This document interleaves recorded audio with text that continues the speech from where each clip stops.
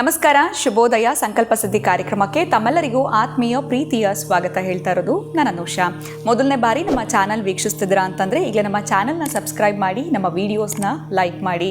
ಜೀವನದಲ್ಲಿ ಬರ್ತಿರುವಂಥ ಕಷ್ಟಗಳು, ಸಮಸ್ಯೆಗಳು, ತೊಂದರೆಗಳು, ವಿವಾಹ ವಿಳಂಬ ಆಗ್ತಿರ್ಬೋದು, ಬಿಸ್ನೆಸ್ನಲ್ಲಿ ಪ್ರಾಬ್ಲಮ್, ಮನೆಯಲ್ಲಿ ಅಶಾಂತಿಯ ವಾತಾವರಣ ಇರಬಹುದು, ಈ ಎಲ್ಲ ಸಮಸ್ಯೆಗಳಿಂದ ಹೊರಗಡೆ ಬರಬೇಕು ಅಂತಂದರೆ ಇವತ್ತೇ ಈಗಲೇ ನೀವು ಅಕ್ಷಯ ವೃಕ್ಷವನ್ನು ಬರ್ಮಾಡ್ಕೊಳ್ಬೋದು. ಕಾರ್ಯಕ್ರಮ ವೀಕ್ಷಿಸ್ತಾ ಇರುವಂಥ ಹೊಸ ವೀಕ್ಷಕರಿಗೆ ಇದ್ರ ಬಗ್ಗೆ ಹೆಚ್ಚಿನ ಮಾಹಿತಿ ಬೇಕಿದ್ದಲ್ಲಿ ಸ್ಕ್ರೀನ್ ಮೇಲೆ ನಿಮಗೆ ಸಂಖ್ಯೆಗಳು ಬರ್ತಾ ಇದೆ, ಕರೆ ಮಾಡಿ ಮಾಹಿತಿಯನ್ನು ಪಡೆದುಕೊಳ್ಳಬಹುದು. ಇನ್ನು ಕಾರ್ಯಕ್ರಮದಲ್ಲಿ ನಿಮ್ಮೆಲ್ಲರ ನೆಚ್ಚಿನ ಸ್ಪಿರಿಚುವಲ್ ಗುರು ಡಾಕ್ಟರ್ ವಿಷ್ಣುದತ್ತ ಗುರುಜಿಯವರಿದ್ದಾರೆ. ಗುರುಗಳನ್ನ ಕಾರ್ಯಕ್ರಮಕ್ಕೆ ಸ್ವಾಗತಿಸೋಣ. ನಮಸ್ತೆ ಗುರುಗಳೇ, ಕಾರ್ಯಕ್ರಮಕ್ಕೆ ಭಕ್ತಿಯ ಸ್ವಾಗತ. ಇನ್ನು ಕರ್ಕಾಟಕ ರಾಶಿಯವರು ಯಾರ ಜೊತೆ ಪಾರ್ಟ್ನರ್ಶಿಪ್ ಬಿಸ್ನೆಸ್ನ ಮಾಡಬಹುದು, ಯಾವ್ಯಾವ ರಾಶಿಯವರು ಇವ್ರಿಗೆ ಸೂಟಬಲ್ ಆಗಿರ್ತಾರೆ, ಇವ್ರಲ್ಲೂ ಕೂಡ ಲಗ್ನ ಅನ್ನೋದನ್ನ ನೋಡಬೇಕಾಗತ್ತಾ, ಏನು ಹೇಳ್ತೀರಾ ಗುರುಗಳೇ? ಓಂ ವಿಶ್ವಸ್ಮೈ ನಮಃ. ಪ್ರೀತಿಯ ಬಂಧುಗಳೇ, ಅದೇ ಪ್ರತಿಯೊಂದರಲ್ಲೂ ಕೂಡ ತೂಕವಾಗಿ ಸಾಮರ್ಥ್ಯವಿದ್ದು ಮಾತನಾಡಲಿಕ್ಕೆ ಅಂತ ಹೊರಟ್ರೆ ಪ್ರತಿಯೊಂದನ್ನು ಗಮನಿಸಬೇಕಾಗತ್ತೆ. ಲಗ್ನ ಆಗಿರಬಹುದು, ರಾಶಿ ಆಗಿರಬಹುದು, ಅವರಿಗೆ ಸಂಬಂಧಪಟ್ಟ ಯೋಗಗಳಾಗಿರಬಹುದು, ಆಮೇಲೆ ಅವರು ಮಾಡುವಂಥ ದಿನ ತಾರಾಬಲ ಆಗಿರಬಹುದು, ಚಂದ್ರಬಲ ಆಗಿರಬಹುದು, ಇವೆಲ್ಲವೂ ಕೂಡ ನೋಡಿಕೊಂಡು ಮಾಡ್ತೀನಿ ಅಂತಾದರೆ ಬಿಸ್ನೆಸ್ಸನ್ನು ಅದು ಎತ್ತರಕ್ಕೆ ತೊಗೊಂಡು ಹೋಗ್ಲಿಕ್ಕೆ ಸಾಧ್ಯ ಇದೆ. ಅದು ಪಾರ್ಟ್ನರ್ಶಿಪ್ ಅಂತ ಮಾಡೋವಾಗ ಮಾತ್ರ, ಸಿಂಗಲ್ಲಾಗಿ ಮಾಡೋರಿಗಲ್ಲ. ಸಿಂಗಲ್ಲಾಗಿ ಆನಂದವಾಗಿ ಮಾಡ್ಕೊಳ್ಳಿ, ಎಲ್ಲರೂ ಕೂಡ ಮಾಡ್ತಾ ಬನ್ನಿ, ಅದ್ಭುತವಾಗಿರುತ್ತೆ. ಆದರೆ ಕೆಲವೊಂದು ಬಾರಿ ಪಾರ್ಟ್ನರ್ಶಿಪ್ ಬಿಸ್ನೆಸ್ ಮಾಡಿ ಮೈನಸ್ ಆಗಿರೋರು ಬಹಳ ಜನ ಇದ್ದಾರೆ. ಅದರಲ್ಲಿ ಗೆಲುವು ಸಾಧಿಸಿದವರು ಕೂಡ ಕಣ್ಣು ಮುಂದೆ ಕಾಣಿಸ್ತಾರೆ, ಅದೇನು ಅಭ್ಯಂತರ ಇಲ್ಲ. ಇಬ್ಬರು ಕೂಡ ಹೊಂದಾಣಿಕೆ ಮಾಡ್ಕೊಂಡು ಹೋಗೋದ್ರಲ್ಲಿ ಮಾತ್ರ ನಿಮಗೆ ಅರ್ಥ ಕೊಡುವಂಥದ್ದು. ಆಮೇಲೆ ಇವರಿಗೆ ಕರ್ಕಾಟಕ ರಾಶಿಯವರಿಗೆ ದ್ವಿತೀಯಾಧಿಪತಿ ರವಿ. ಸಿಂಹ ರಾಶಿಯವರು ಕೂಡ ಅಷ್ಟೇ ಚೆನ್ನಾಗಿ ಆಗಿ ಬರ್ತಾರೆ. ಒಂದು ರೀತಿ ತಂದೆ ತಾಯಿಗಳಿದ್ದಂಗೆ ಇವೆರಡು ಕೂಡ.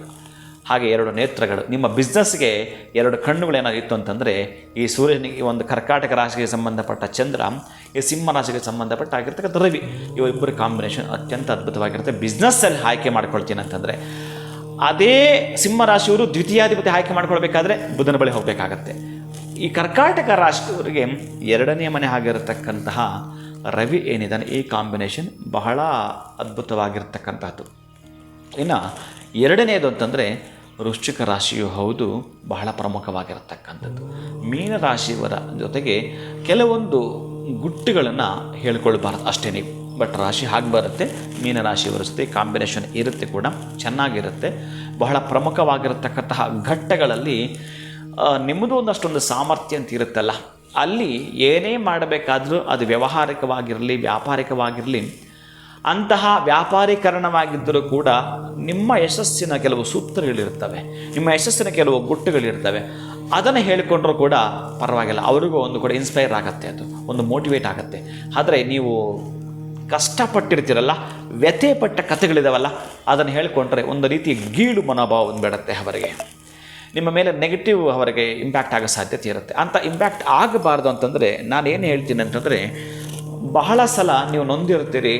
ನೊಂದ ಜೀವಕ್ಕೆ ಸಾಂತ್ವನ, ಸಂತಸ ಕೊಡ್ತಕ್ಕಂತಹದ್ದು ಯಾವುದು ಅಂತಂದರೆ ವೃಶ್ಚಿಕ ರಾಶಿ ಬಹಳ ಪ್ರಮುಖವಾಗಿ ನಿಮ್ಮನ್ನು ಜೋಪಾನ ಮಾಡುತ್ತೆ.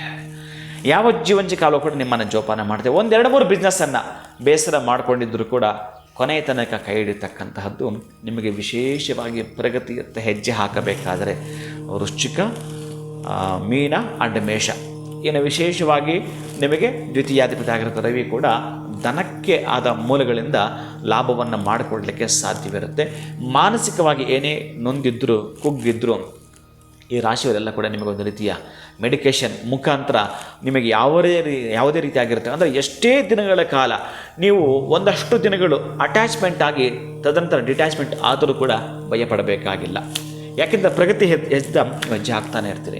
ಯಾವಾಗ ಈ ಪ್ರಗತಿ ಹೆಜ್ಜೆ ಹಾಕ್ತಿರ್ತೀರೋ ಅಲ್ಲಿ ಅಲ್ಲಲ್ಲೆಲ್ಲ ಸ್ವಲ್ಪ ನೀವು ನೆಗೆಟಿವ್ ಕಾಣಿಸ್ಕೊಂಡಾಗ ಭಯವೇ ಪಡಬಾರದು, ಮುಂದಿಡ್ತಾ ಬರಬೇಕು. ಯಾವುದು ನೀವು ಮಾಡುತ್ತೀರೋ ಅದು ಅಷ್ಟು ಜನ ಮಾತಾಡಿಕೊಂಡು ಒಂದು ಬಿಸ್ನೆಸ್ ಅಂತ ಮಾಡಬೇಕಾದ್ರೆ ನಿಮಗೆ ಯಾವ ಇನ್ಸ್ಟ್ರೂಮೆಂಟ್ಗಳು ಬೇಕಾಗ್ತವೆ ಅಂದರೆ ಅಷ್ಟು ಸಂಗಡ ಸೇರಿಕೊಂಡು ನಾನು ಹೇಳ್ತಿರತಕ್ಕಂಥದ್ದು ಬಿಸ್ನೆಸ್ ಮಾಡಬೇಕು ಅಂತಕ್ಕಂಥವ್ರಿಗೆ ಮಾತ್ರ.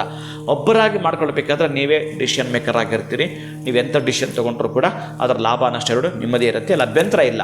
ಅದರಲ್ಲಿ ಪಾರ್ಟ್ನರ್ಶಿಪ್ ಅಂತ ಬಿಸ್ನೆಸ್ ಮಾಡ್ತಕ್ಕಂತಹ ಸಂಗಡಿಗರು ಅಂತ ಏನು ಬರ್ತಾರೋ ನಿಮ್ಮ ಸ್ನೇಹಿತರು, ಅವರನ್ನು ನೀವು ಮುಂದಾಲೋಚನೆ ಇಟ್ಕೊಂಡು ದೂರಾಲೋಚನೆ ಇಟ್ಕೊಂಡು ಮಾಡಬೇಕಾಗತ್ತೆ. ಬಹುಶಃ ದುರಾಲೋಚನೆ ಮಾಡ್ತಕ್ಕಂಥದ್ದು ಕೆಲವು ರಾಶಿಗಳು ಬರ್ತವೆ, ಅದು ನಿಮಗೆ ಸೆಟ್ ಆಗೋದಿಲ್ಲ. ನಾನು ಈ ರಾಶಿಗಳ ಬಿಟ್ಟು ಬೇರೆ ರಾಶಿಗಳು ಯಾವುದು ಕೂಡ ಅಧಮ ಫಲ ಕೊಡ್ತಕ್ಕಂತಹದ್ದು. ನಿಮಗೆ ಉತ್ತಮೋತ್ತಮ ಫಲವನ್ನು ಕೊಡ್ತಕ್ಕಂಥ ಕಾಂಬಿನೇಷನನ್ನು ಆಯ್ಕೆ ಮಾಡಿಕೊಂಡು ಕರ್ಕಾಟಕ ರಾಶಿಯವರು ಹೆಜ್ಜೆ ಹಾಕಿದ್ರೆ ಅವರಿಗೆ ಪಾರ್ಟ್ನರ್ ಆಗ್ತಕ್ಕಂಥದ್ದು ಪ್ರಗತಿಗೆ ಸಮಾಧಾನವಾಗ್ತಕ್ಕಂಥದ್ದು. ಖಂಡಿತವಾಗ್ಲೂ ಗುರುಗಳೇ, ಒಬ್ಬರೇ ಬಿಸ್ನೆಸ್ ಮಾಡುವಾಗ ಅಥವಾ ಒಬ್ಬರೇ ಬಿಸ್ನೆಸ್ನ ಆಯ್ಕೆ ಮಾಡ್ಕೊಂಡಾಗ ಯಾವುದೇ ರೀತಿ ತೊಂದರೆ ಇರೋದಿಲ್ಲ. ಇನ್ನು ಪಾರ್ಟ್ನರ್ಶಿಪ್ ಬಿಸ್ನೆಸ್ ಅಂದಾಗ ಕೆಲವೊಂದು ಅಂಶಗಳನ್ನ ನೋಡಬೇಕಾಗತ್ತೆ. ಇನ್ನು ಸೂಟಬಲ್ ಆಗುವಂಥ ರಾಶಿಗಳು ಯಾವುದಿರುತ್ತೆ ಅನ್ನೋದ್ರ ಬಗ್ಗೆ ಜನರಲ್ ಆಗಿ ತಿಳಿಸ್ಕೊಟ್ಟಿದ್ದೀರಾ. ಧನ್ಯವಾದಗಳು ತಮಗೆ. ನಮಸ್ಕಾರ. ಹರೇ ಶ್ರೀನಿವಾಸ. ಇನ್ನು ನಿಮ್ಮದು ಕರ್ಕಾಟಕ ರಾಶಿಯಾಗಿತ್ತು ಅಂತಂದರೆ ಯಾವೆಲ್ಲ ರಾಶಿಗಳು ನಿಮಗೆ ಸೂಟಬಲ್ ಆಗಿರ್ತಾರೆ ಅನ್ನೋದ್ರ ಬಗ್ಗೆ ನಿಮಗೆ ಗುರುಗಳು ತಿಳಿಸ್ಕೊಟ್ಟಿದ್ದಾರೆ. ವಿಡಿಯೋನ ಮುಗಿಸುವಂತಹ ಸಮಯ ಆಗಿದೆ. ನಮಸ್ಕಾರ.